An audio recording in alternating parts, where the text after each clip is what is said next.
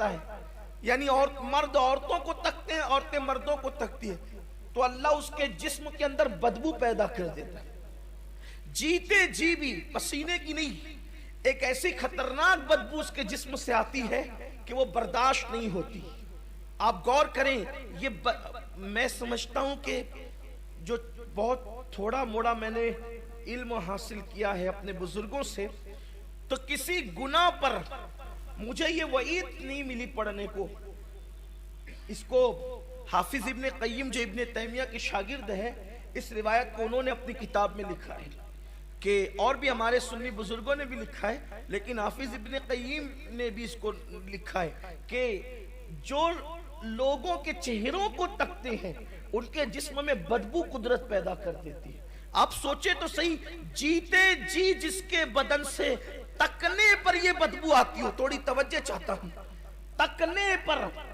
تکنا اتنا برا ہے کہ جسم بدبودار ہو جاتا ہے۔ جسم دنیا میں بدبودار تکنے کی بنیاد پہ ہوتا ہے، تو مرنے کے بعد کفن کی بدبو کا حال کیا ہوگا، جسم کی سڑن کا حال کیا ہوگا، جسم کی بدبو کا حال کیا ہوگا۔ بہت اچھا لگتا ہے چہرے تکنے میں، لیکن یہ بھی مولا کائنات کا فرمان ہے، انسان چہرے تکتے تکتے جو ہے اللہ اکبر زندگی گزار دیتا ہے، لیکن چہرے تکنے سے کبھی اس کا جی نہیں بھرتا، وہ تکتے ہی رہتا ہے کتے بلی کی طرح۔ اللہ اکبر، آپ مجھے بتائیں، صرف چہرے تکنے پر جسم بدبودار ہوتے ہیں، ایمان خطرے میں آتا ہے۔ جب دیکھنے پر یہ وبال ہے،